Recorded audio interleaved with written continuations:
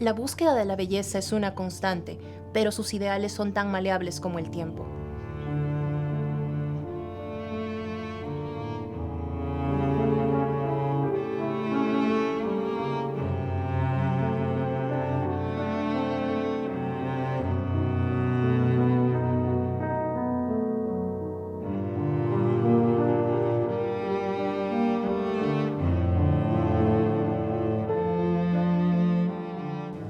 Desde que empezamos a disfrutar de un acceso relativamente fácil a la comida, hemos estado tratando de entender qué impacto tiene en nuestro cuerpo y en nuestra forma. Nuestros ancestros solían abordar las dietas en ocasiones de manera irracional y extraña, pero otras veces comían incluso mejor que nosotros hoy en día. Y, a pesar de que ahora sabemos más que antes, muchos regímenes son tan extremos y descabellados como los métodos más inusuales empleados en el pasado. En la antigua Grecia, los cánones artísticos veneraban la armonía y la proporción. Los antiguos griegos entendían los principios de consumir cantidades medidas de alimentos variados y sencillos y hacer ejercicio moderado, lo cual ha sido la base de la buena dieta a lo largo de la historia. La palabra dieta viene de la griega diatia, que significa un régimen de salud de por vida.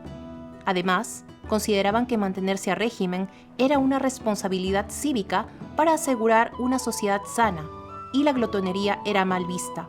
No obstante, también adoptaban métodos no comprobados para perder peso, como evitar las relaciones sexuales y caminar desnudos. En contraposición a los griegos, las Venus paleolíticas miles de años atrás celebraban las formas femeninas rotundas, símbolos de fertilidad y abundancia. En el medievo, las dietas de los ricos y los pobres eran muy distintas. Los ricos podían darse el lujo de comer carne y otras delicias. Eso les causaba enfermedades como la gota o problemas intestinales. Los métodos para bajar de peso incluían los ayunos, aunque estos eran más comunes como muestra de fervor religioso que como dietas. El exceso de carne en el cuerpo era considerado una señal de prosperidad. En contraste, los campesinos tenían una dieta bien equilibrada que incluía potajes de cereales y frijoles, y no tenían acceso ni al azúcar ni a la grasa con la que se deleitaban los ricos. Los alimentos que consumían eran necesarios para tener energía y el exceso de calorías se quemaba con las labores físicas.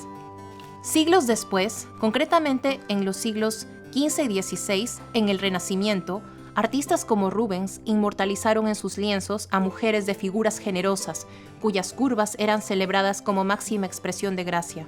En el siglo XVII, el campesinado empezó a alejarse de la agricultura de subsistencia y se fue a vivir a las ciudades. A medida que la infraestructura mejoraba, la variedad de comida aumentó. Poco a poco, los pobres también empezaron a poder escoger.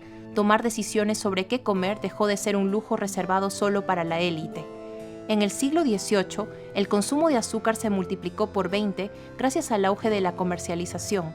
La dieta de muchos se volvió menos sana. Los doctores aconsejaban cosas que aún consideramos parcialmente apropiadas: comer poco y a menudo, consumir poca carne y muchos cereales y vegetales, así como hacer ejercicio moderado. Pero también recomendaban leer en voz alta y salpicar el cuerpo con arena caliente para hacerlo sudar la grasa. Sin embargo, la obsesión por la belleza extrema a menudo nos ha llevado por caminos oscuros. En el Renacimiento, las mujeres deformaban sus cuerpos con corsés de metal. Más tarde, en el siglo XVIII, ingerían pequeñas dosis de arsénico para conseguir una palidez de porcelana. Pero fue en la rígida sociedad victoriana del siglo XIX donde la presión por un ideal de belleza particular alcanzó un nuevo nivel. Los cánones de belleza victorianos eran tan crueles como extraños. Se admiraba la palidez enfermiza, los ojos hundidos y la delgadez etérea, características que, de forma trágica, se asociaban a la temida tuberculosis. La obesidad, que hoy vemos como una enfermedad, era en esa época una marca de vulgaridad y falta de disciplina.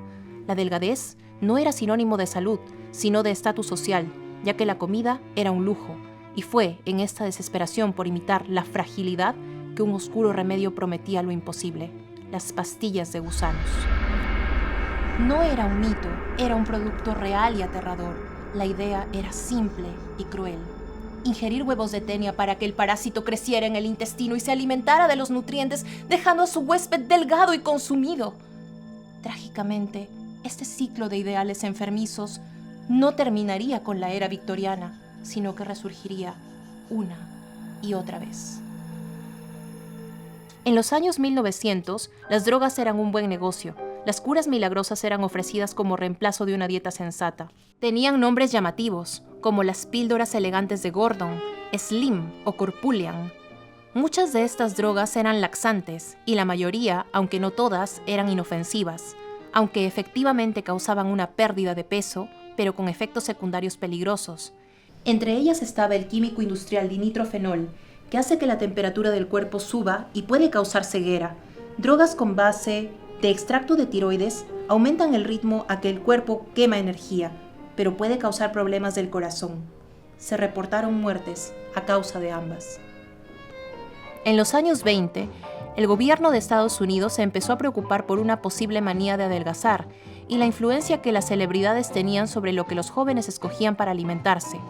Bajo la creciente fama de Hollywood, se animaba a las mujeres a emular estrellas como Greta Garbo, quien era seguidora del gurú de la dieta Gaylord Hauser. Hauser era criticado por muchos médicos porque no estaba calificado para recetar y se consideraba que no tenía ninguna prueba que respaldara sus teorías, las cuales incluían un consumo excesivo de vitamina B. Además, la noción de los grupos de alimentos emergió y empezó el conteo de calorías. Los regímenes incluían o excluían ciertos alimentos. Por ejemplo, solo se podía comer carbohidratos o proteínas en una comida o se trataba de equilibrar las comidas ácidas con las alcalinas. En los años 90, la moda del heroin chic glorificó una delgadez extrema, y en la actualidad, las redes sociales nos exponen a un constante bombardeo de estándares contradictorios que nos muestran que la batalla por el cuerpo perfecto es una guerra cultural constante. Al mismo tiempo, en el ámbito social, vemos movimientos como el body positive, que buscan liberar a las personas de los cánones de belleza opresivos. Sin embargo, su interpretación radical, que a veces promueve la salud en todos los tamaños, sin reconocer los riesgos inherentes de la obesidad, ha generado controversia y, en algunos casos, ha puesto en peligro la salud de sus seguidores. Avanzamos más de un siglo y la historia de la medicina ha reescrito por completo esta narrativa. Hoy, la obesidad no es una simple cuestión de fuerza de voluntad para seguir cierta dieta o de seguir un ideal de belleza efímero. Es una enfermedad crónica y compleja con un fuerte componente endocrino, genético y ambiental. Para comprenderla, debemos entender que nuestro cuerpo tiene un delicado equilibrio hormonal. En nuestro cerebro tenemos células en el núcleo arcuato del hipotálamo, productoras de sustancias como la propiomelaanocortina y el neuropéptido y el tránscrito relacionado con la cocaína-anfetamina, que actúan como un termostato del apetito. Cuando comemos, la hormona leptina viaja al cerebro para decirle que estamos saciados, pero en la obesidad a menudo existe una resistencia a la leptina, lo que significa que el cerebro no recibe la señal de saciedad a pesar de tener altos niveles de la hormona. Por eso, el hambre persiste sin importar cuánto hayamos comido. Por otro lado, debemos considerar la influencia de un ambiente obesogénico, el componente hedónico de la alimentación y el influjo de la psicología, como trastornos de conducta alimentaria como el binge eating o también llamado trastorno por atracón. Por otro lado, debemos entender que pueden existir perturbaciones en los diversos componentes del gasto energético. El metabolismo basal, que se refiere a la energía que quema nuestro cuerpo en reposo, es decir, sin necesidad de hacer ninguna actividad física, el efecto termogénico de los alimentos, que es la energía necesaria que se invierte para digerir dichos alimentos, siendo las proteínas las que tienen un mayor efecto termogénico, y la actividad física, donde los ejercicios de fuerza juegan un papel crucial en el mantenimiento de la masa muscular. Así también, para entender el delicado equilibrio del cuerpo, es necesario saber que la obesidad puede ser resultado de un solo gen, en la llamada obesidad monogénica, de cromosomopatías, como en la enfermedad de Prader-Willi o de Lawrence-Moon-Bardet-Bilt, o de otras endocrinopatías como el hipotiroidismo o síndrome de Cushing. Así, vemos que la ecuación de la obesidad es sumamente compleja y aborda múltiples aristas. Hay además un componente silencioso y traicionero en la obesidad que a menudo pasa desapercibido, el lugar donde se almacena la grasa. No es lo mismo tener grasa subcutánea, que se encuentra justo debajo de la piel, que grasa ectópica, la que se acumula en lugares donde no debería estar, como en los órganos internos. Esta grasa visceral, la que envuelve los órganos en el abdomen, es un motor de inflamación. Actúa como un órgano endocrino desregulado, liberando sustancias que interfieren con la función normal de nuestro cuerpo. Esta grasa ectópica desencadena una serie de problemas. En el hígado, conduce al llamado MASLD o hígado graso, no alcohólico, una condición que puede evolucionar a cirrosis. En el páncreas, interfiere con la producción de insulina, lo que se manifiesta como resistencia a la insulina, un paso clave hacia el desarrollo de diabetes mellitus tipo 2. Y a nivel sistémico, esta inflamación aumenta el riesgo de enfermedad renal crónica y enfermedad cardiovascular, haciendo de la obesidad mucho más que una cuestión de peso, una amenaza para la salud de todo el cuerpo. Hoy, el arsenal médico es completamente diferente. Ya no hablamos de gusanos ni de laxantes, sino de avances científicos. Hoy se habla de fenotipos de obesidad para orientar el tratamiento, el quemador lento, con un metabolismo basal reducido, el cerebro hambriento, que lucha contra una disfunción en la señalización de la saciedad, el intestino hambriento, que lucha contra su rápido tránsito intestinal que le hace tener apetito entre comidas, o aquellos con hambre emocional que usan la comida como consuelo. Hace apenas unos años contábamos con opciones como el Orlistat, un medicamento que actuaba bloqueando la absorción de grasas, pero con el incómodo efecto secundario de la esteatorrea, que hizo que quedara relegado en la historia. Posteriormente, tenemos otros fármacos, como naltrexona bupropion, usado en hambre emocional, o fentermina topiramato, usado en cerebro hambriento. Gracias a la comprensión de las sincretinas, es decir, hormonas como GLP-1 y GIP, que se producen en el intestino, concretamente en las células L del intestino, la medicina ha dado un salto. Estas hormonas potencian la secreción de insulina y nos ayudan a sentirnos llenos. Este efecto está lamentablemente reducido en pacientes con diabetes y es necesario en pacientes con obesidad. Sucede que el propio cuerpo tiene una forma de neutralizar estas hormonas a través de la enzima dipeptidilpeptidasa 4. Por ello, los avances más recientes se centran en replicar o potenciar el efecto de las mismas.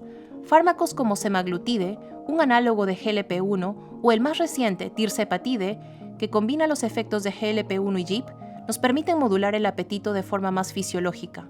La investigación avanza hacia nuevas fronteras, con compuestos que buscan aumentar la masa muscular y acelerar el metabolismo, como bimagrumab. Asimismo, se están estudiando fármacos como CagriSema, que resulta de una mezcla de un análogo de amilina, es decir, una hormona anorexígena, con semaglutide y orforglipron, un agonista triple de GLP-1, GIP y glucagón. Para casos específicos, contamos con terapias no quirúrgicas, como el balón intragástrico, o con procedimientos quirúrgicos como la manga gástrica, que no solo reducen el tamaño del estómago, sino que también alteran el circuito hormonal del hambre al reducir la producción de grelina.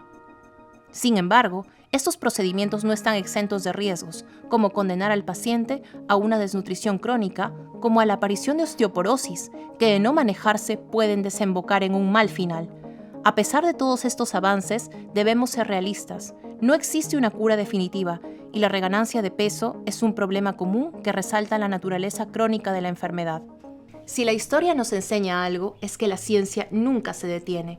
La historia del tratamiento de la obesidad es un testimonio de nuestro camino, de los métodos desesperados y peligrosos del pasado a la comprensión rigurosa y humana del presente y a las prometedoras innovaciones del futuro.